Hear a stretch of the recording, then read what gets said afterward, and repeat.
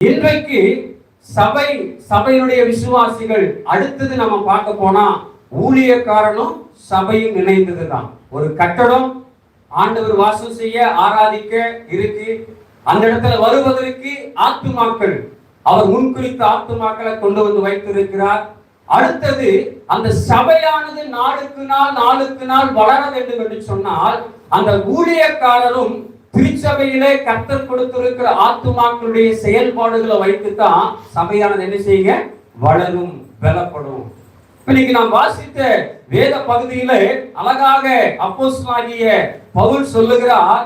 எபேசியர் 5வது அதிகாரத்துல சபையை குறித்து, ஜனங்களை குறித்து சொல்லுகிறார். நீங்கள் பரிசுத்தவான்களுக்கு ஏற்றபடி. அல்லேலூயா, அல்லேலூயா. சபையில் இருக்கிற விசுவாசிகளை ஆவியானவர் எப்படியாய் பார்க்கிறார் என்ற இந்த இடத்துல பவுல் சொல்லுகிறார் பரிசுத்தவான்கள். சொல்லுங்க, நம்மள யாரு? சத்தமா, நம்மள யாருங்க? பரிசுத்தவான்கள். அப்ப பவுல் சொல்லுகிறார், நீங்கள் பரிசுத்தவான்களா இருக்கிறபடினாலே பரிசுத்தவான்களுக்கு ஏற்ற கிரியைகளை செய்யுங்கள். உங்களுக்குள்ளாக வேசித்தனமோ மற்ற எந்த அசுத்தமான பொருளாசைகளோ வாக்குவாதங்களோ வம்புகளோ புத்தீனமான பேச்சுகளோ பரியாசங்களோ வேண்டாம். பரிசுத்தவான்களுக்கு அது தகுதியானது அல்ல. நல்ல கனிகளை கொடுப்பதற்கு இடையூறாக இருக்கிற அந்தகாரமான சகல கிரியைகளையும் உங்களை விட்டு அகற்றி போடுங்கள். ஒளியின் பிள்ளைகளை போல, வெளிச்சத்தின் பிள்ளைகளை போல பரிசுத்தமாக நடந்து கொள்ளுங்கள். கனியற்ற அந்தகார கிரியைகளை உங்களை விட்டு கடிந்து கொள்ளுங்கள் என்று சொல்லுகிறார். அப்ப சில சமயத்துல கர்த்தர் கொடுத்த ஆலயங்களிலே கனியற்ற அந்தகார கிரியைகள் இருக்கும், இல்லாம இருக்காது. சபைகளில் என்ன இருக்குங்க? கனியற்ற அந்தகார கிரியைகள் இருக்கும். அப்ப ஆண்டவர் சொல்லுகிறார், அந்த கிரியைகளை உங்களை விட்டு நீங்கள் அகற்றி போடுங்கள். தூங்குகிற நீ விழித்தெழுந்து கிறிஸ்துவை பிரகாசிப்பார். சில நேரத்துல நமக்குள்ள இருக்கிற அந்தகார கிரியைகளை, கனியற்ற கிரியைகளை நாம் அறியாமலே தூங்கிட்டு இருக்கிறோம். இது தப்புன்னு தெரியாமலே வாழ்ந்து கொண்டு இருக்கிறோம். இது தேவனுக்கு பிரியமில்லாதது என்பதை அறியாமலே வாழ்ந்து கொண்டு இருக்கிறோம். நம்ம நினைச்சுக்கிறோம் நம்ம கரெக்டா இருக்கிறோம். ஒரு பழமொழி உண்டு, பூனை கண்ணை மூடிக்கொண்டா உலகமே இருண்டு விட்டது என்று நினைக்குமா. அது போல நிறைய நேரத்துல சபைகளில் இருக்கிற ஒரு காரியம் என்னன்னா, நான் கரெக்டா இருக்கிறேன், நான் சரியாய் போய் கொண்டிருக்கிறேன், நமக்கு நாமே என்ன செஞ்சுக்கிறோங்க, நீதி சொல்லிக் கொள்ளுகிறோம், நமக்கு நாமே நியாயப்படுத்திக் கொள்ளுகிறோம். ஆனால் வசனத்தோடு ஒப்பிட்டு பார்க்கும் பொழுது நிறைய கனியற்ற கிரியைகள் நம்முடைய வாழ்க்கையில இருப்பது ஆண்டவர் வெளிச்சமாய் காட்டுவார், வெளியரங்கமாய் காட்டுவார். அப்பொழுது அந்த அந்தகார கிரியைகளை விட்டு அகலும்படியாக நாம் எழும்பும் போதுதான் கர்த்தர் நம் மீது பிரகாசத்தை கொடுக்கிறார். அல்லேலூயா, அல்லேலூயா. அப்போ நம்முடைய சபை பிரகாசமுள்ள சபையாய் மாற வேண்டும் என்று சொன்னால் சில கனியற்ற அந்தகார கிரியைகளை அகற்றுவதற்கு நாம் எழுந்திருக்க வேண்டும். கடைசியா சொல்லி முடிக்கிறாரு, நாட்கள் பொல்லாதவைகளாய் இருக்கிறபடினால காலத்தை பிரயோஜனப்படுத்திக் கொள்ளுங்கள். தெய்வ பயத்தோடு ஒருவருக்கொருவர் கீழ்ப்படிந்திருங்கள். அப்ப இந்த சபை கர்த்தர் தம்முடைய சொந்த ரத்தத்தை விலைக்கிரயமாய் கொடுத்து மீட்டு கொண்ட சபை. அல்லேலூயா. கர்த்தருக்கு சொந்தமான சபை, கர்த்தருடைய நாமத்தின் மகிமைக்காய் தெரிந்து கொள்ளப்பட்ட சபை. இந்த சபையை ஒருவர் கெடுப்பதற்கு நினைத்தால் கர்த்தர் அவனை கெடுப்பார், கர்த்தர் அவனை கெடுப்பார். இந்த சபையினுடைய வளர்ச்சிக்கு, சபையினுடைய ஆசீர்வாதத்திற்கு தடையாக யார் நின்றாலும் கர்த்தர் அவர்களை தகர்த்தெறிவார். அல்லேலூயா, அல்லேலூயா. அப்ப இந்த சபையினாலே இந்த அந்தகார கிரியைகளை நாம் அகற்றி வெளிச்சத்தின் கிரியைகளை நாம் வெளிப்படுத்தும் பொழுதுதான் எழும்பி பிரகாசிக்கிற ஒரு சபையாக, கட்டப்பட்ட ஒரு சபையாக, வளர்ந்து பெருகி மேன்மை அடைகிற ஒரு சபையாக மாறும். அல்லேலூயா, அல்லேலூயா. அப்ப சபை ஜனங்களை பார்த்து கர்த்தர் சொல்லுகிறார், நீங்கள் பரிசுத்தவான்கள். நீங்க யாருங்க? பரிசுத்தவான்கள். அப்ப அந்த பரிசுத்தவான்கள் சபையில எப்படி இருக்க கூடாது, எப்படி இருக்க வேண்டும் என்று கர்த்தர் சில காரியத்தை சொல்லி இருக்கிறார். நிறைய காரியங்கள் இருந்தாலும் இந்த நாளில ஆவியானவருடைய ஏவுதலோடு கூட செய்யக்கூடாத 3 காரியங்களையும் செய்ய வேண்டிய 3 காரியங்களையும் தியானித்து தேவ வார்த்தையை இன்றைக்கு நாம் நிறைவு செய்ய போகிறோம். இப்ப சபை என்று வரும் பொழுது கட்டாயமா பரிசுத்தவான்களை நடத்துவதற்கு ஒரு ஊழியக்காரன் தேவை. ஊழியக்காரன் தேவை. இந்த ஊழியக்காரன் யார்? இன்னைக்கு நிறைய நேரத்துல ஒரு திருச்சபையானது ஊழியக்காரனுடைய மகிமையை அறியாமல் இருக்கிறோம். கர்த்தர் சொல்லுகிறார், ஒருவன் கர்த்தருக்கு ஊழியம் செய்தால் பிதாவானவர் கனம் பண்ணுவார். ஆண்டவரே அந்த ஊழியக்காரனை கனம் பண்ணும் பொழுது நிறைய சபை ஊழியக்காரனை கனம் பண்ண மறந்து விடுகிறோம். ஊழியக்காரன் என்ன செய்ய மறந்துடுங்க? கனம் பண்ண மறந்து விடுகிறோம். ஊழியக்காரனுடைய வளர்ச்சியை பார்க்கிறோம், அவன் தோற்றத்தை பார்க்கிறோம், அவன் அனுபவத்தை பார்க்கிறோம், வயதை பார்க்கிறோம். இது எல்லாம் பார்த்து அவங்களை கனம் பண்ணலாமா, மதிக்கலாமா, வேண்டாமா, சில காரியத்தை யோசிக்கிறோம். சாமுவேலை போலவே இஸ்ரவேலுக்கு ராஜாவாகி அபிஷேகம் பண்ண வரும் பொழுது ஈசாயினுடைய குமாரனுடைய வெளிப்புற தோற்றத்தை பார்க்கிறாங்க. நல்ல பலசாலிகளாய் திடனாளிகளாய் இருக்கும்போது ஒருவேளை இவராய் இருக்குமோ கர்த்தர் சொல்றார், உன்னை போல நான் பார்க்க மாட்டேன். நீ முகத்தை பார்த்து முடிவு பண்ணாத, உருவத்தை பார்த்து முடிவு செய்யாத. வேறு யாராவது இருக்கிறாங்களா கேளு. ஒருவன் ஆடு மேய்த்துக் கொண்டிருக்கிறான், அவன் வர வர கர்த்தர் சொல்லுகிறார், இவன் தான், இவனை ராஜாவாக அபிஷேகம் பண்ணு. அல்லேலூயா. அப்ப ஒரு ஊழியக்காரன் யாருன்னு சொன்னா எரேமியால சொல்லுது, தாயின் வயிற்றிலே உருவாகுவதற்கு முன்பதாகவே கர்த்தர் தீர்மானம் பண்ணி பேர் சொல்லி அழைத்த ஒருவர் தான் ஊழியக்காரன். ஏதோ ஆசைப்பட்டு ஊழியத்திற்கு வர முடியாது. ஆரோனை போல அழைக்கப்படாவிட்டால் கர்த்தருடைய ஊழியத்திலே நிலைத்திருக்க முடியாது. யார் இந்த ஊழியக்காரன்? தாயின் கருவில உருவாகுவதற்கு முன்பதாகவே கர்த்தர் முன்குறித்த ஊழியக்காரன். இரண்டாவது, தன்னுடைய தைல கொம்பில் இருக்கிற எண்ணெயை ஊற்றி அபிஷேகம் பண்ணுகிறார். ஆவியானவர் அபிஷேகம் பண்ணின ஒரு நபர் தான் நம்முடைய ஊழியக்காரன். இந்த சபைக்கு மாத்திரம் அல்ல, இந்த வார்த்தை ஒவ்வொரு திருச்சபையிலும் இருக்கிற ஊழியக்காரரை குறித்து வேதம் சொல்லுகிற வார்த்தை. அந்த ஊழியக்காரன் கர்த்தராலே முன்குறிக்கப்பட்டவன், கர்த்தராலே தெரிந்து கொள்ளப்பட்டவன், கர்த்தராலே அபிஷேகிக்கப்பட்டவன். இன்னும் ஒரு படி மேல போய் கர்த்தர் சொல்லுகிறார், இந்த ஆசாரியனுடைய வேலை என்ன? லேவியராகம புத்தகத்தில் சொல்லுகிறார், ஜனங்களுக்காக பரிந்து வேண்டுதல் செய்கிறவன். அல்லேலூயா, அல்லேலூயா. அந்த திருச்சபையினுடைய போதகர் ஒவ்வொரு நாளும் அந்த திருச்சபைக்காய், திருச்சபையுடைய வளர்ச்சிக்காய், திருச்சபையில் இருக்கிற ஜனங்களுக்காக திறப்புல நின்று கெஞ்சி ஜெபித்துக் கொண்டிருக்கிறவன். இன்னைக்கு நம்மளாம் நிறைய தப்பு செய்யறோம், அதுக்குரிய தண்டனை வர்றதில்லை. காரணம் கர்த்தருடைய கிருபை. அந்த கிருபை எப்படி கிடைக்குது தெரியுமா? ஊழியக்காரன் ஒவ்வொரு நாளும் அந்த சபை மக்களுக்காக, ஆண்டவரே என்னுடைய சபை மக்களை தண்டிக்க வேண்டாம், அவங்களுக்கு கிருபை கொடுங்க, அவங்க மாற உதவி செய்யுங்க, அவங்களுக்கு வாய்ப்புகளை கொடுங்கன்னு சொல்லி ஒவ்வொரு நாளும் பிறப்பில நின்று பரிந்து பேசிக் கொண்டிருக்கிறவன் தான் ஊழியக்காரன். அல்லேலூயா, அல்லேலூயா. அப்ப அப்படிப்பட்ட கர்த்தராலே முன்குறிக்கப்பட்டு, கர்த்தராலே அழைக்கப்பட்டு, கர்த்தராலே அபிஷேகம் செய்யப்பட்டு உங்களுக்காக எனக்காக பரிந்து பேசிக் கொண்டிருக்கிற ஒரு ஊழியக்காரனை கர்த்தர் கொடுத்திருக்கிறார். உங்களையும் என்னையும் பரிசுத்தவான்களாக இந்த இடத்துல வைத்திருக்கிறார். அப்ப அந்த பரிசுத்தவானும் தேவனால அபிஷேகம் பெற்ற ஊழியக்காரனும் ஒன்றா இணைந்து செயல்படும் போதுதான் எழுப்புதல் வரும். அல்லேலூயா. எழுப்புதல் வரும். அல்லேலூயா. உயர்வு வரும், மேன்மை வரும். இங்க அந்த ஒன்று சேரல அப்படின்னு சொன்னா அது எவ்வளவு பெரிய சபையா இருந்தாலும் எழுப்புதலை பார்க்க முடியாது, வளர்ச்சியை பார்க்க முடியாது, ஆசீர்வாதத்தை பார்க்க முடியாது. அப்ப இந்த பரிசுத்தவான்களாகிய விசுவாசிகள் தேவனாலே அபிஷேகம் பண்ணப்பட்ட அந்த ஊழியக்காரனோடு கூட செய்யக்கூடாத 3 கனியற்ற அந்தகார கிரியைகள் என்ன என்ன என்பதை குறித்து நான் சுருக்கமாய் சொல்லி தேவனுடைய வார்த்தை நிறைவு செய்ய விரும்புகிறேன். 3 காரியம்.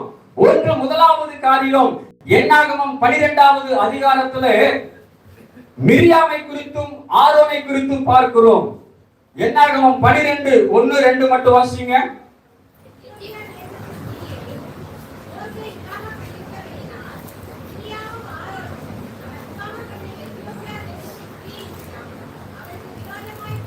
அவனுக்கு விரோதமாய் பேசி, யாருக்கு விரோதமாக?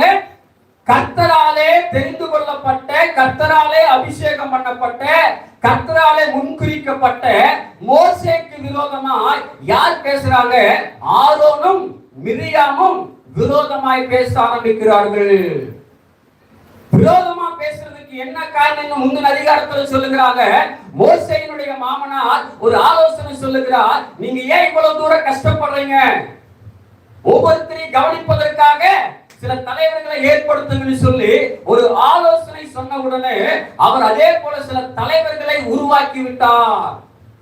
இந்த மாதிரி தலைவர்களை உருவாக்கலாமான்னு யார்கிட்ட கேட்கல? ஆரோனிடத்துல கேட்கல, மிரியாம் இடத்துல கேட்கல. அவங்க 2 பேருக்கு கோபம். உடனே சொல்றாங்க, இவரை கொண்டு மாத்திரம் தான் கர்த்தர் செய்தாரா? எங்களை கொண்டு கர்த்தர் அற்புதம் செய்யலையா? மிரியாம் ஒரு தீர்க்கதரிசி. ஆனா மிரியாம் தீர்க்கதரிசியா இருப்பதற்கும் ஆரோன் கர்த்தருக்காக பயன்படுத்தப்படுவதற்கும் ஒரு கருவியாக கர்த்தர் எடுத்து பயன்படுத்தினது மோசேய.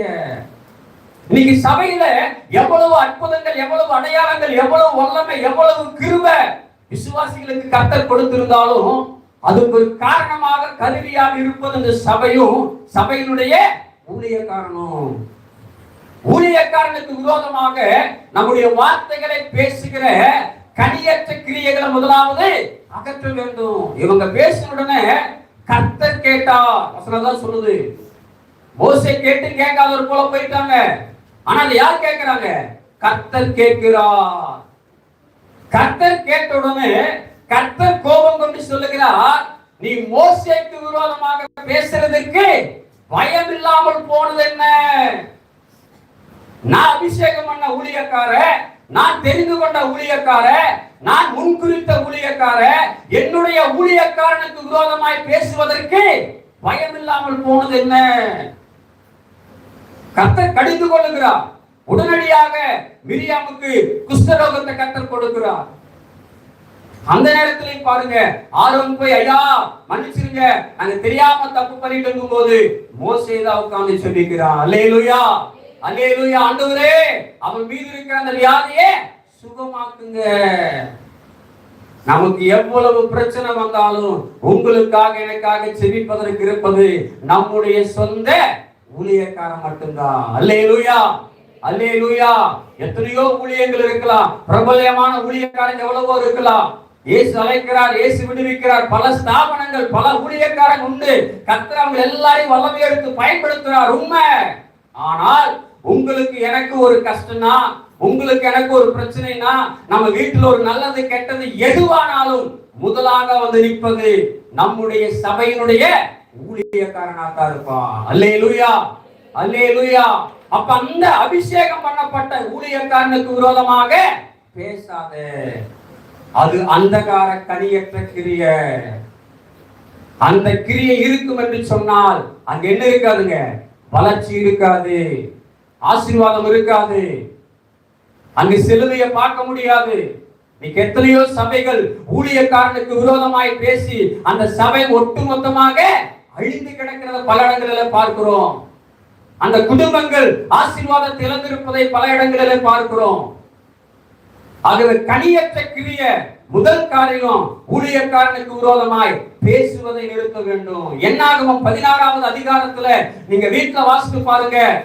கோராகினுடைய புத்திரர்கள் லேவி கோத்திரத்தில் இருக்கிற ஒரு 250 பேரை திரட்டி கொண்டு ஆரோனுக்கு விரோதமா முறுமுறுக்கிறாங்க. இங்க சொந்த குடும்பமே, சகோதரனே சகோதரியே மோசேக்கு விரோதமா முறுமுறுத்தாங்க. இங்க அந்த ஜனமெல்லாம் ஒரு கூட்டம் சேர்ந்து கொண்டு மோசேக்கு விரோதமாக, ஆரோனுக்கு விரோதமாக முறுமுறுக்கிறார்கள். நாங்கெல்லாம் பரிசுத்தவான்கள், நீங்க என்ன வேண்டியதுக்கு மிஞ்சி எண்ணி கொண்டிருக்கிறீங்க, நீங்க ரொம்ப உங்களை உயர்த்தி கொண்டிருக்கிறீங்க, உங்களை ரொம்ப பெருமையா நினைத்துக் கொண்டிருக்கிறீங்கன்னு சொல்லி மோசே அப்பையும் முகம் குப்புறவர்கள். நாங்க அந்த மாதிரி இல்ல. கர்த்தர் பொறுப்பு கொடுத்திருக்கிறார், லேவியர்களுக்கு பணிவிடை செய்யக்கூடிய பொறுப்பு கொடுத்திருக்கிறார். அந்த பொறுப்புகள் இருந்தும் இது பத்தாது, நான் என்ன செய்யணும், ஆசாரியனாய் மாற வேண்டும் என்று எண்ணுகிறார்கள். அங்கே ஒரு வாக்குவாதம். ஆண்டவர் சொல்லுகிறார், பயங்கர கோபம் வந்துருச்சு. மோசே நீ தள்ளி போய்க்கோ, அந்த ஒட்டுமொத்த ஜனங்களை நான் என்ன செய்ய போறேன், அழிக்க போகிறேன். அப்பயும் மோசே சொல்றார், ஆண்டவரே ஒருவன் செய்த தவறுக்கு இத்தனை பேரையும் அழிக்க வேண்டுமா, இரக்கம் காட்டுங்க ஆண்டவரே. உடனே ஆண்டவர் சொல்லுகிறார், அப்படியா அந்த கோராகினுடைய குடும்பத்தை விட்டுட்டு மத்த எல்லாரையும் அந்த இடத்தை விட்டு போ சொல்லுங்க. அவங்க எல்லாம் போன உடனே மோசேக்கு விரோதமாய் ஆரோனுக்கு விரோதமாக முறுமுறுத்த, குறை சொல்லிக் கொண்டிருந்த, குற்றப்படுத்திக் கொண்டிருந்த அந்த ஜனங்களை பூமி பிளந்து அவர்களை விழுங்கிற்று. கர்த்தர் விட மாட்டாருங்க. அவரால் அபிஷேகம் பண்ணப்பட்ட ஒரு ஊழியக்காரனுக்கு விரோதமாக முறுமுறுக்கிற ஆவி, எதிர்த்து பேசுகிற நாவு, யாரா இருக்கலாம், எவ்வளவு அதிகாரம் உடையவர்களா இருக்கலாம், பணபலம் உடையவர்களா இருக்கலாம், வரங்களுடையவர்களா இருக்கலாம், கர்த்தர் விட மாட்டார். பூமியை பிளந்து அத்தனை பேர் என்ன செய்யறாங்க, விழுந்து விடுகிறது. அப்ப ஊழியக்காரனுக்கு விரோதமாக பேசுவது கனியற்ற கிரியை. ஊழியக்காரனை குறித்து குறை சொல்லி முறுமுறுத்துக் கொண்டிருப்பது கனியற்ற கிரியை. 3வது அப்போஸ்தலர் 5ஆம் அதிகாரத்துல சகலவற்றையும் பொதுவாய் வைத்து அனுபவிக்கிற காலத்துல அனனியாவும் சப்பீராவும் வீட்டுல ஒரு பங்கை வஞ்சித்து வைப்பதற்கு ஒருமனப்பட்டு பேதுருடைய பாதத்துல வந்து காணிக்க வைக்கிறாங்க. பேதுரு கேட்கிறார் அன்னையா கிட்ட, அனனியாவே இவ்வளவுக்கு தான் வித்தியா? ஆமாண்டவரே இவ்வளவுக்கு தான் வித்த. உடனே வசனம் வருது, நீ மனுஷனிடத்தில் அல்ல, நீ மனுஷனிடத்தில் அல்ல, பரிசுத்த ஆவியினிடத்துல பொய் சொன்னான். இவர் சொல்றது யாரு கிட்டங்க? பேதுரு கிட்ட தான் சொல்றாரு. ஆனா ஆண்டவர் அங்க சொல்றாரு, நீ மனுஷன் கிட்ட பொய் சொல்லல, நீ மனுஷனை ஏமாத்தல. யாரை ஏமாத்தி இருக்கிற? தெய்வத்தை ஏமாத்தி இருக்க. 3வது கனியற்ற கிரியை, ஊழியக்காரனிடத்துல பொய் பேசக்கூடாது. விசுவாசிக ஊழியக்காரனிடத்துல பொய் சொல்லக்கூடாது. ஏன்னா திறப்பில் நின்று ஜெபிக்கிற தேவ மனுஷன், நீங்க சொல்லுகிற காரியத்தை அப்படியே சுமந்து கொண்டு வந்து பலிபீடத்துல வைத்து ஆண்டவரே அவங்களுக்கு உதவி செய்யுங்கன்னு சொல்லி கெஞ்சுகிற மனுஷன். நமக்கு தெரியாது நீங்க உண்மை பேசுறீங்களா பொய் பேசுறீங்களான்னு. ஆனா யாருக்கு தெரியுங்க? கர்த்தருக்கு தெரியும். அந்த ஜெபங்கள் பலிபீடத்துல ஏறெடுக்கப்படும் பொழுது, அந்த வார்த்தை கர்த்தருக்கு நேராய் போகும் பொழுது, கர்த்தருடைய பார்வையில அது பொய்யாக காணப்பட்டால் அதற்குரிய தண்டனை யாருக்குங்க? விசுவாசிகளாகிய பரிசுத்தவான்களாகிய நமக்கு. கர்த்தர் சொல்லுகிறார், நீ ஆண்டவரிடத்துல போய் சொல்லிட்டு அந்த இடத்துல விழுந்து மரித்து விட்டான். கிருபையின் காலம்தான், புதிய ஏற்பாட்டு காலம் கிருபையின் காலம்தான், கிருபை பெருகிக் கொண்டிருக்கிற காலம்தான். ஆனால் தேவனுடைய ஆலயத்துல கர்த்தருடைய சமூகத்துல பேசுவதற்கு துணிகரம் கொள்ளக்கூடாது.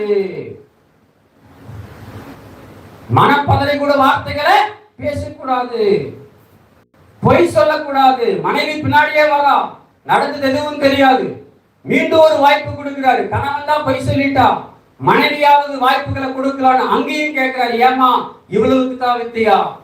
அந்த அம்மாவும் சொல்றாங்க, ஆமா நாங்க இவ்வளவுக்கு தான் வித்தோம். ஆவியானிடத்துல பொய் சொல்லும்படி நீங்கள் ஒருமனப்பட்டது என்ன? அவளும் விழுந்து சாகுறா. கனியற்ற கிரியை, பரிசுத்தவான்களுக்கு தகுதி இல்லாத கிரியை, ஊழியக்காரனுக்கு விரோதமாய் பேசுகிற நாவு, ஊழியக்காரனை குறித்து முறுமுறுக்கிற நாவு, ஊழியக்காரனிடத்துல பொய் சொல்லுகிற நாவு, இந்த மூன்றையும் கர்த்தர் வெறுக்கிறார். அப்படி இருக்கும் பொழுது நாம் எழுந்து பிரகாசிக்க முடியாது, சபை மேன்மை அடையாது, ஆசீர்வாத ஜனங்கள் பெற்றுக்கொள்ள முடியாது. அந்த ஊழியக்காரனை குறித்து கர்த்தர் சொல்லுகிறார் பழைய ஏற்பாட்டு நாட்களிலே, ஒருவன் கர்த்தருடைய ஊழியத்தை அசதியாய் செய்தால் சபிக்கப்பட்டவன். பரிசுத்தவானுக்கு மாத்திரம் அல்ல, கர்த்தரால தெரிந்து கொள்ளப்பட்ட ஊழியக்காரனை குறித்து ஆண்டவர் சொல்லுகிறார், உனக்கு கொடுத்த சபையில உனக்கு கொடுத்த ஊழியத்தை கடமைக்காக, கட்டாயத்திற்காக, இழிவான ஆதாயத்திற்காக, பெயருக்காக, புகழுக்காக நீ செய்வாய் என்று சொன்னால் நீ சபிக்கப்பட்டவன். எசேக்கியேல் சொல்லுகிறார், மந்தையை மேய்க்காம தன்னை மேய்த்துக் கொண்டிருக்கிற மேய்ப்பனுக்கு ஐயோ. கொடுத்த சபையை குறித்து விசாரிக்காம, கொடுத்த சபையை வளர்க்க வேண்டும் என்கிற எண்ணம் இல்லாம, தான் நல்லா இருந்தா போது, தான் குடும்பம் நல்லா இருந்தா போது, தன்னுடைய தேவைகள் சந்திக்கப்பட்டால் போதும் என்று ஒரு ஊழியக்காரன் ஆகிய நான் ஓடிக்கொண்டிருப்பேன் என்று சொன்னால் ஆண்டவர் சொல்றார், உனக்கு ஐயோ. விசுவாசிகளுக்கு மாத்திரமல்ல, ஊழியக்காரனுக்கு அதே காரியம்தான். பட்சபாதம் இல்லாத தெய்வம் நம்முடைய தெய்வம் யாருங்க? பட்சபாதம் இல்லாத தெய்வம். அப்ப ஆண்டவரால் அபிஷேகம் பண்ணப்பட்ட ஊழியக்காரன், கர்த்தரால் தெரிந்து கொள்ளப்பட்ட ஊழியக்காரன் உண்மையாய் ஊழியத்தை செய்யணும், அக்கறையோடு ஊழியத்தை செய்யணும், பயபக்தியோடு அந்த ஊழியத்தை செய்யணும். அப்ப கர்த்தர் அவருடைய பிரயாசங்களுக்கு தக்க பலனை கொடுக்கிறார். அந்த சபை கனியற்ற கிரியாகிய விரோதமா பேசுறது, முறுமுறுக்கிறது, பொய் சொல்லுகிறத கர்த்தர் சொல்லுகிறார், இதை நீ என்ன செஞ்சிரு, எடுத்து தூர போடு. இது கனியற்ற கிரியை. இந்த கிரியை உன் வாழ்க்கையில இருக்கும் என்று சொன்னால் உயர்வு வராது. இந்த கிரியை சபையில இருக்கும் என்று சொன்னால் மேன்மை அடையாது. இந்த கிரியை இருக்கும் என்று சொன்னால் பெருக முடியாது. கிரிக்கெட் விளையாடும் போது அந்த 99 ரன்ல வந்து ஒரு ரிட்டர்ன் வைங்களேன், நிறைய பேர் கிரிக்கெட் பார்க்கறவங்க இருப்பீங்க. அந்த ஒரு ரன் அடிக்கிற வரைக்கும் எல்லாருக்கும் எப்படி இருக்கும்? இருதயம் பட்டு பட்டு பட்டு பட்டு அடிச்சுட்டே இருக்கு. ஐயோ அவுட் ஆயிடக்கூடாது, அவுட் ஆயிடக்கூடாது, அவுட் ஆயிடக்கூடாது. அவ்வளவு ஒரு ஆக்ரோஷமா, பயத்தோடும் பதட்டத்தோடுமே பார்த்துட்டு இருப்பாங்க. இன்னைக்கு நம்ம 2வது செஞ்சுரி அடிக்கக்கூடிய வருஷத்துல வந்துட்டோம். இந்த ஒரு வருஷம் ரொம்ப ஜாக்கிரதையா இருக்க வேண்டிய வருஷம். அவுட் ஆயிடக்கூடாது. 2வது செஞ்சுரியை போட்டு தேவனுடைய நாமத்தின் மகிமைக்காக எல்லாரும் கரங்களை உயர்த்தி ஆண்டவரே நன்றின்னு சொல்லத்தக்கதான சூழ்நிலைக்கு நம்ம வரணும்னு சொன்னா கட்டாயமாக இந்த அந்தகார கனியற்ற கிரியைகள் அகற்றப்பட வேணும். அப்ப எதை செய்தால் சபை வளரும்? நாம் வாசித்த அந்த வேத பகுதியை நீங்க திருப்பிக் கொள்ளுங்கள். யாத்திராகமம் புஸ்தகம் 17வது அதிகாரத்துல அழகாக ஒரு சம்பவம் நடக்கிறது. ரெவி தீவுல ஒரு யுத்தம். மோசே சொல்லுகிறார், கர்த்தருடைய ஊழியக்கார யோசுவாவை கூப்பிட்டு, நீ நம்முடைய பாளையத்திற்கு போய் சில ஜனங்களை அழைத்துக் கொண்டு போய் நீ யுத்தம் பண்ணு, நான் கர்த்தருடைய கோலை பிடித்துக் கொண்டு மலை உச்சியின் மேல நிக்கிறேன்னு சொல்லு. யோசுவா யுத்தத்துக்கு போயிட்டாரு. மோசே மலையில் ஏறியாச்சு. ஆரோன் கூட போறாங்க, ஊரும் கூட போறாங்க. 3 பேரும் மலை உச்சியில் இருக்கிறாங்க. மோசே தன்னுடைய கரங்களை உயர்த்தி பிடித்துக் கொண்டு இருக்கிறான். ஊழியக்காரன் சபைக்காக செபித்துக் கொண்டேதான் இருப்பான். ஊழியக்காரன் சபை ஜெயிக்கணும், சபை வளரணும், சபை ஆசீர்வதிக்கப்படணும், செபித்துக் கொண்டேதான் இருப்பான். ஆனா ஊழியக்காரனுக்கு என்ன இருக்குங்க? அசதிகள் இருக்கு, சோர்வுகள் இருக்கு. ரொம்ப நேரம் கையை தூக்கி பிடிக்க முடியல மோசேக்கு. ஆர்வமும் ஊரும் அப்படியே மலையில நின்று கீழே பார்த்துட்டு இருக்கிறாங்க. இஸ்ரவேல் ஜனங்கள் ஒரு பக்கம் சண்டை, இங்க எல்லாரும் வந்திருக்கிறாங்க அமலேக்கியர்கள், ஒருத்தருக்கு ஒருத்தர் அடிச்சிட்டு இருக்காங்க. இஸ்ரவேல் ஜனங்கள் பயங்கரமா குத்தி எல்லாரையும் கொண்டுட்டு இருக்காங்க. அமலேக்கியர்கள் எல்லாரும் செத்துட்டு இருக்காங்க. சந்தோஷமா 2 பேரும் நின்று பார்த்துட்டு இருக்காங்க. திடீர்னு பார்த்தா சீன் மாறுது. அமலேக்கியர்கள் எல்லாம் இஸ்ரவேல் ஜனங்களை குத்த ஆரம்பிக்கிறாங்க, கொல்ல ஆரம்பிக்கிறாங்க. ஆரோனுக்கு புரியல, ஊருக்கும் புரியல, என்னடா நடக்குதுன்னு இப்படி திரும்பி மோசேயை பார்த்தா மோசே கை என்ன இருக்குதுங்க? கீழே இறங்கிருச்சு. திரும்பவும் மோசே கையை மேல தூக்குறாரு. டக்குனு திரும்ப யுத்த காலத்தை பாக்குறாங்க. இப்ப இஸ்ரவேல் ஜனங்கள் எல்லாரையும் கொல்ல ஆரம்பிக்கிறாங்க அமலேக்கியர்களை. அப்படியே கொண்டுட்டே இருக்கிறாங்க. திடீர்னு பார்த்தா அமலேக்கியர்கள் வந்து இஸ்ரவேல் ஜனங்களை கொல்ல ஆரம்பிக்கிறாங்க. திரும்ப பார்த்தா மோசே கை கீழே வந்துருச்சு. இப்பதான் இவங்க 2 பேருக்கு புரியுது, மோசே கை மேல இருக்கிற வரைக்கும் தான் யுத்த களத்துல வெற்றி. மோசே கை கீழே இறங்க இறங்க யுத்த களத்துல தோல்வி வருகிறது என்று வேகமா 2 கற்களை உருட்டி கொண்டு போய் 2 பக்கமும் போட்டு ஆரோன் ஒரு பக்கம் கையை தாங்கி பிடிக்கிறான், ஊர் ஒரு பக்கம் கையை தாங்கி பிடிக்கிறான். சாயங்காலம் வரைக்கும் அவருடைய கை உயர்ந்து கொண்டே இருந்தது. யோசுவா யுத்த களத்திலே அமலேக்கியர்களை சஞ்சரித்தான். அல்லேலூயா, அல்லேலூயா. தாங்கி பிடிக்க வேண்டும் ஊழியக்காரனை. பரிசுத்தவான்களாகிய விசுவாசிகள் கர்த்தரால் அபிஷேகம் பண்ணப்பட்ட ஊழியக்காரனை தாங்குகிறவர்களா இருக்கணும். எந்த சபை ஊழியக்காரனை தாங்கி பிடிக்குதோ அந்த சபை கட்டாயமா ஜெயிக்கும்.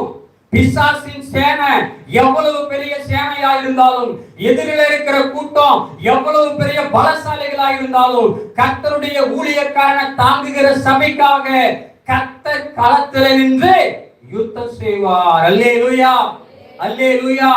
ஆரோன் ஒரு பக்கம் தாங்கி பிடிக்கிறான், ஊர் ஒரு பக்கம் தாங்கி பிடிக்கிறாங்க. சாயங்காலம் வரைக்கும் யுத்தம் ஜெயமாக முடிந்தது. இஸ்ரவேல் வெற்றி அடைந்தாங்க.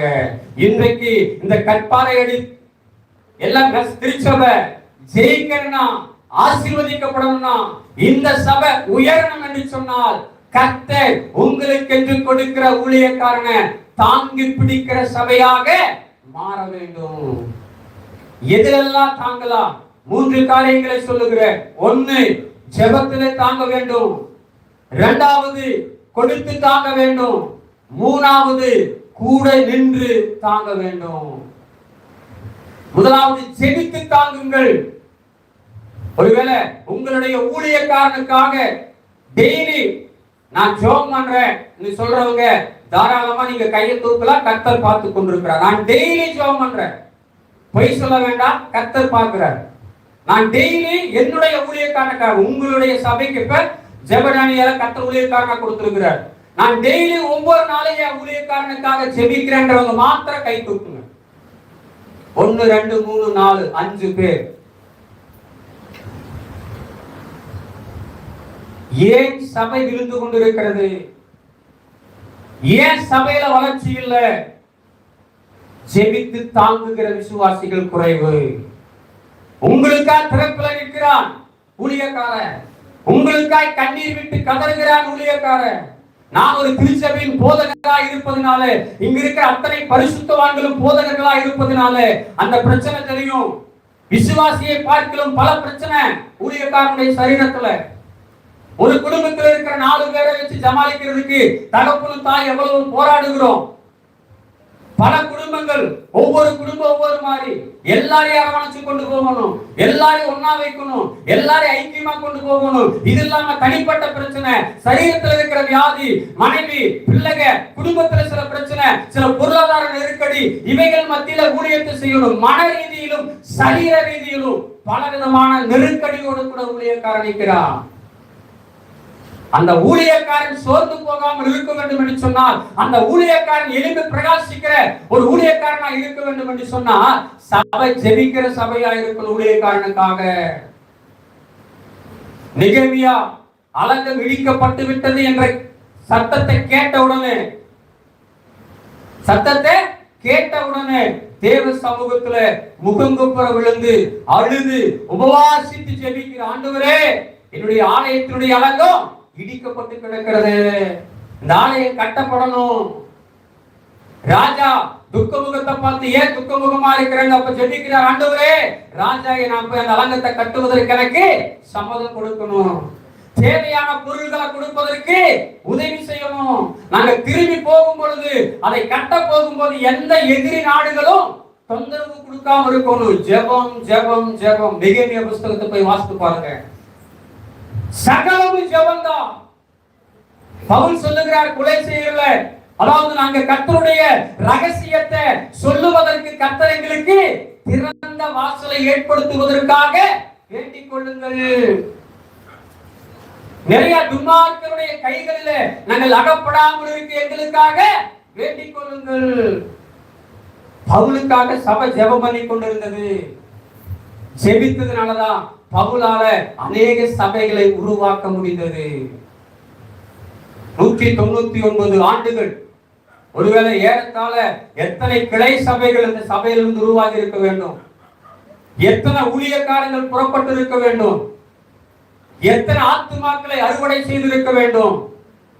சூழ்நிலை காரணம் அல்ல, ஜெபம் இருக்கும் என்று சொன்னால் சூழ்நிலைகளுக்கெல்லாம் அப்பாற்பட்டு கர்த்தர் மகிமையான காரியத்தை செய்ய முடியும். நெகேமியா ஜெபிக்கிறார், கர்த்தர் திறந்த வாசலை கொடுத்தார். அதே போல அப்போஸ்தலர் நடவடிக்கைகள்ல 12ஆம் அதிகாரத்துல பேதுரு சிறைச்சாலையில இருக்கும் பொழுது வசனம் சொல்லுகிறது, சபை ஜனங்கள் ஊக்கமாக பேதுருவுக்காக ஜெபித்துக் கொண்டிருந்தார்கள். என்ன, யாக்கோபை கொன்னாச்சு, அதே போல பேதுருவையும் கொன்றுலாம். யூதருக்கு அது பிரியமாக இருக்கிறது. பிசாசுக்கு ஊழியக்காரன் அழிக்கிறது பிரியமா இருக்குது. ஊழியக்காரனுக்கு ஒரு பிரச்சனை, ஊழியக்காரனுக்கு ஒரு அவமானம், ஊழியக்காரனுக்கு ஒரு வியாதினா முதல் சந்தோஷப்படுறாள் யாருங்க? பிசாசுதான். யாக்கோபு கொன்னது யூதர்களுக்கு பிரியம். பேதுருவை தூக்கி ஜெயில போட்டாச்சு. ஆனா விசுவாசிகள் ஒருமனப்பட்டு பேதுருவுக்காக ஜெபிக்க ஆரம்பிக்கிறார்கள். அல்லேலூயா, அல்லேலூயா. சிறைச்சாலையில இருக்கிறாங்க, இங்க ஜனங்க ஜெபிக்கிறாங்க. கர்த்தர் அங்கே ஒரு தரிசனம் காண்பது போல அவனுடைய கட்டுகளை அவிழ்க்கிறார். சிறைச்சாலை கதவுகளை திறக்கிறார். ஒரு கதவு, இரண்டாவது கதவு. வெளியே வந்து கேட்டு கிட்ட நிற்கும் போது அவன் கனவுனே நினைச்சிட்டு இருக்கிறான், தரிசனம் என்றே நினைத்துக் கொண்டிருக்கிறான். அப்பதான் உணர்வு வருகிறது, இது நிஜத்திலே நடக்கிற காரியம்.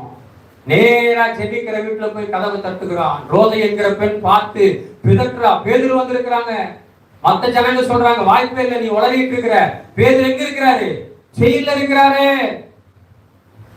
சில நேரத்தில் அவங்களுக்கே நம்பிக்கை இருக்காது, ஆனாலும் ஜெபிக்கிறாங்க. கர்த்தர் உங்களுடைய ஜெபத்தை கேட்டு ஊழியக்காரருடைய சிறையிருப்பை மாற்றுவார். அல்லேலூயா, அல்லேலூயா. ஒரு தீர்மானம் பண்ணுங்க, சபை ஊழியக்காரனுக்காக ஒவ்வொரு நாளும் ஜெபிக்கணும்.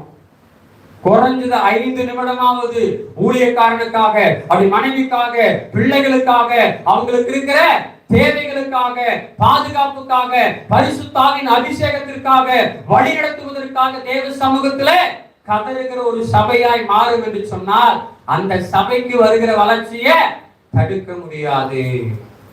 இரண்டாவது, கொடுத்து தாங்குகிற சபையாய் இருக்க வேண்டும். கொடுத்து தாங்குகிற சபையாய் இருக்க வேண்டும். நீங்க பழைய ஏற்பாட்டின் நாட்களில் மோசே ஆசரிப்பு கூடாரத்தை கட்டும் பொழுது ஆண்டவர் சொன்னாரு, இந்த காணிக்கை எல்லாம் கொடுக்க சொல்லி மக்களிடத்துல சொல்லு. அவங்க சொன்ன காணிக்கை பூரா வேற லெவல் காணிக்க, தங்கம், வெள்ளி, பொண்ணு, எக்கச்சக்கமான காரியங்கள். ஆனா வசனம் சொல்லுது, ஜனங்கள் மனப்பூர்வமாய் கொண்டு வந்து கொடுத்தார்கள். அல்லேலூயா, அல்லேலூயா. மனப்பூர்வமா கொடுக்கிறாங்க. மோசே அறிவிப்பு கொடுக்கிறார், போதுமான அளவுக்கு காணிக்கைகள் வந்து விட்டது, இதுக்கு மேல நீங்க யாரு கொடுக்க வேண்டாம் என்று சொல்லுகிற அளவுக்கு கொடுத்து ஆசாரிப்பு கூடாரத்துடைய பணிகளை செய்வதற்கு உறுதுணையா நின்றாங்க. 2 நாளாகம புஸ்தகங்களிலே தாவீது ஆலயத்தை கட்டுவதற்காக யோசிக்கிறப்போ சாலமோனை கொண்டுதான் கட்டுவேன்னு சொல்லுகிறார். அப்ப சாலமோனை கொண்டு கட்டும் போது தாவீது சொன்னாரு, என்னால முடிஞ்ச வரைக்கும் எல்லாத்தையும் நான் சேர்த்து வைத்திருக்கிறேன், எனக்கு சொந்தமானதையும் கொடுத்திருக்கிறேன், இன்னும் யாருடைய இருதயத்தில் எல்லாம் ஏவப்படுகிறதோ நீங்க கொண்டு வந்து கொடுங்க. ஜனங்களுடைய இருதயத்துல ஏவப்பட்டு உற்சாகமான காணிக்கைகளை கொண்டு வந்து கர்த்தருடைய ஆலயம் கட்டுவதற்காக படைத்தார்கள். கர்த்தருக்கு கொடுத்து தாங்க வேண்டும். இது கர்த்தர் நமக்காய் கொடுத்திருக்கிற ஆலயம்.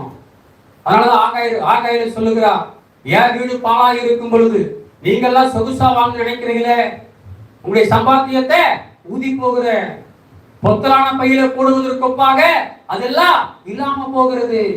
இன்னைக்கு வீணான செலவினங்களுக்கு தாராளமா அள்ளி கொடுக்கிறோம், மருத்துவ செலவுகளுக்கு தாராளமா அள்ளி கொடுக்கிறோம், நம்முடைய ஆடம்பர தேவைகளுக்கு தாராளமா கணக்கு பார்க்காம செலவு செய்கிறோம்.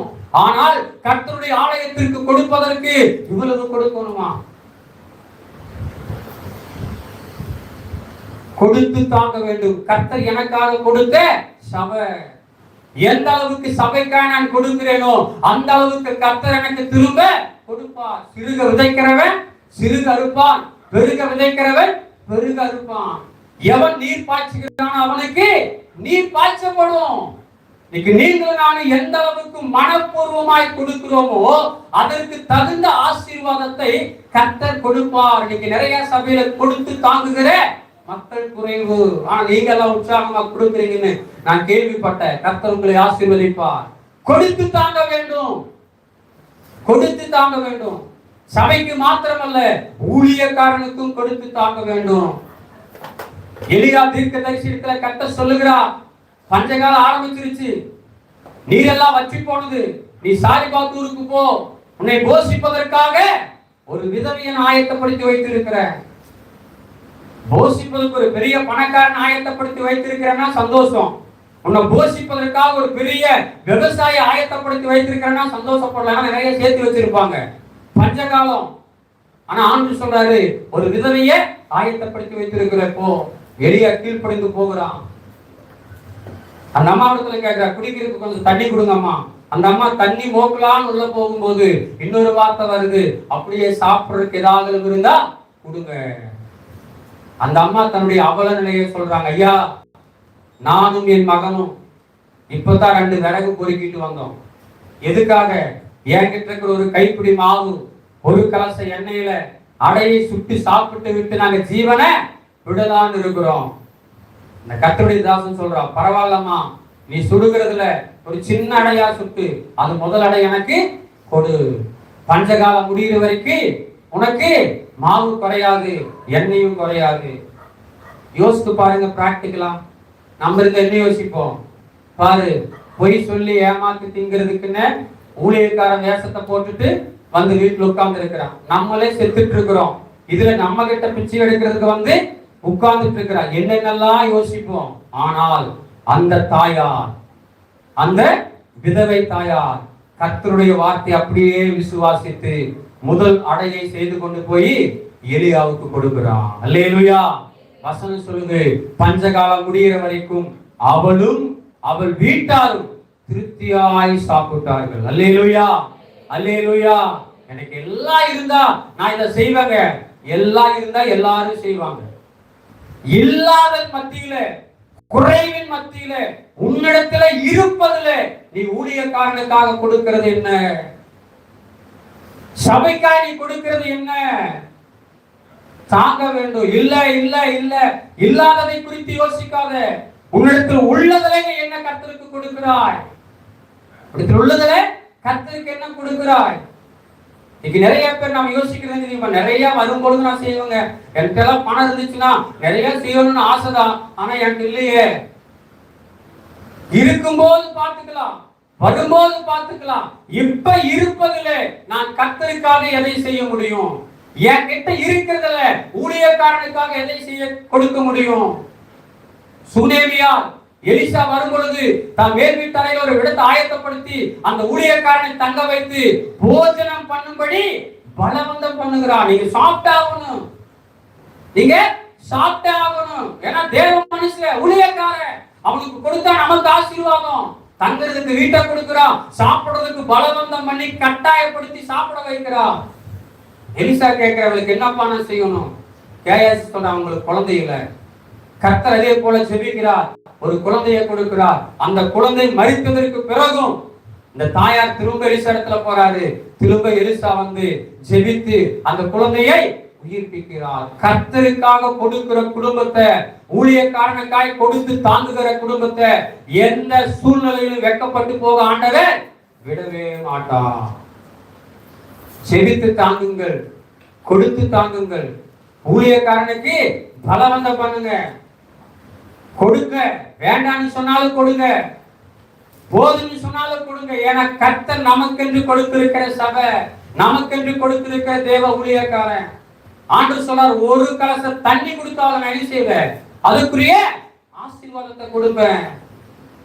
ஊழியக்காரனை தாங்குகிற சபையாக நாம் மாறுவோம் என்று சொன்னால் ஒரு பெரிய வளர்ச்சியை கர்த்தர் கொடுப்பார். கடைசியாக கூட நின்று தாங்க வேணும். சில பேர் ஜோம் பண்ணிட்டு காணிக்கை கொடுத்துட்டு என்னமா பண்ணிக்கோங்க, எனக்கு என்ன, என்னமா பண்ணிக்கோங்க, எனக்கு என்னன்னு சொல்லி அப்படியே இருந்துக்கிறாங்க. அப்படி அல்ல. நெகேமியா புஸ்தகத்தை போய் வாசித்து பாருங்க. அந்த அலங்கத்தை கட்டுவதற்காக நெகேமியா முயற்சிகள் எடுக்கும் பொழுது ஒரு அறிவிப்பு கொடுக்கிறான், எழுந்து கட்டுவோம் வாருங்கள் என்று சொன்ன உடனே ஜனங்கள் எல்லாரும் தங்கள் கைகளை திடப்படுத்துறாங்க. வேலை செய்ய வந்துட்டாங்க. ஐயா நாங்க இருக்கிற ஐயா, கட்டலாயா, உங்களுக்கு தெரியுமா, அநேக சபைகளில் கோயம்புத்தூர் பகுதியில் நான் ஊழியத்தை செய்து கொண்டிருக்கிறேன். ஊழியக்காரன் ஒருவனாக ஓடிக்கொண்டிருக்கிறான். ஊழியக்காரனோடு சேர்ந்து ஊழியத்தை செய்வதற்கு ஆத்துமாக்கள் இல்ல.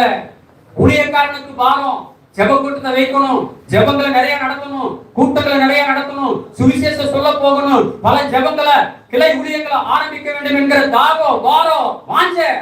ஆனால் கூட நின்று உதவியாய் ஊழியத்தை செய்வதற்கு, ஜெபிப்பதற்கு, கூட நிற்பதற்கு ஆட்கள் இல்ல.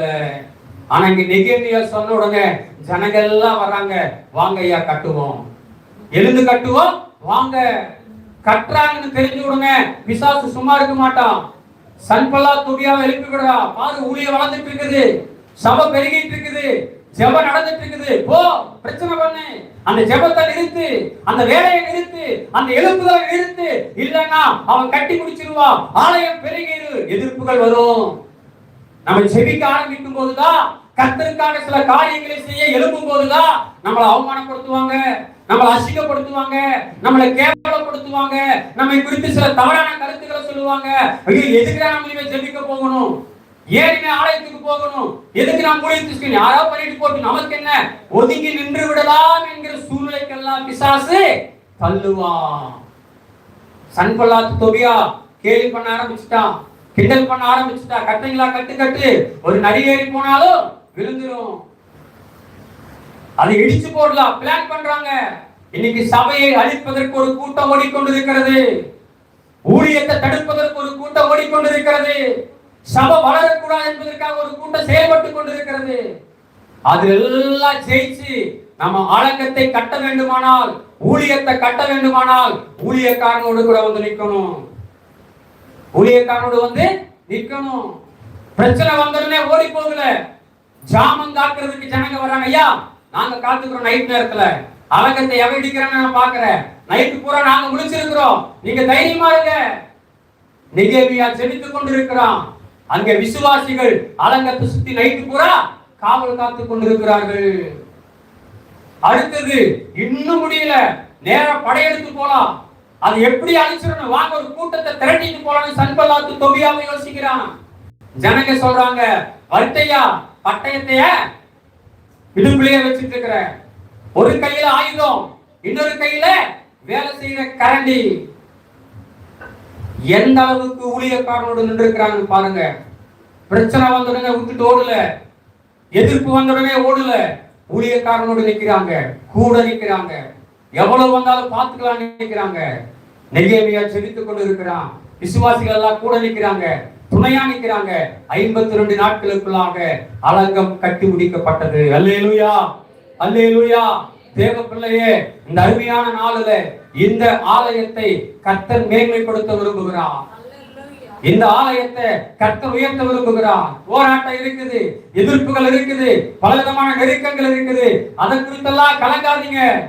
அந்தகார கனியாகிய குறை சொல்லுவத, ஊழியக்காரனுக்கு விரோதமா பேசுவத, முறுமுறுக்கிறத, பொய் சொல்லுவத எல்லாம் தூக்கி வீசிட்டு செபிக்க ஆரம்பிங்க, கொடுக்க ஆரம்பிங்க, கூட நின்று தாங்க ஆரம்பிங்க. நிச்சயமாக இந்த சபை 200வது ஆண்டு விழா கொண்டாடும் பொழுது ஒரு பெரிய எழுப்புதலுக்கு நேராய் போகும். என் இருதயத்துல கர்த்தர் கொடுத்த ஒரே வாரம் அதுதான். ஜெபிக்க ஆரம்பித்தால் ஜெயம் தானாக வரும். எதிர் இருக்கிற சூழ்நிலையே பார்க்காதீங்க. கர்த்தர் அழகா சொல்றாரு, நீ மலையை பார்க்க மாட்ட, நீ இடி மின்னல் மலை எதுவுமே இருக்காது, ஆனா வாய்க்கால் நிரம்பும், வாய்க்கால் நிரம்பு. நீ வாய்க்கால வெட்டு. நம்ம உட்கார்ந்து ஜெபிக்க ஆரம்பித்தால் போதும், தாங்க ஆரம்பித்தால் போதும், கொடுக்க ஆரம்பித்தால் போதும், ஊழியக்காரனோடு நின்று ஊழியங்களை செய்ய ஆரம்பித்தால் போதும், ஜெயத்தை கொடுக்கிற கர்த்தர் உங்களுக்கும் எனக்கும் தேவையான சகல காரியத்தை கொடுத்து ஜெயமாய் கர்த்தர் நடத்துவார். கர்த்தர் உங்களை ஆசீர்வதிப்பாராக. ஆமென்.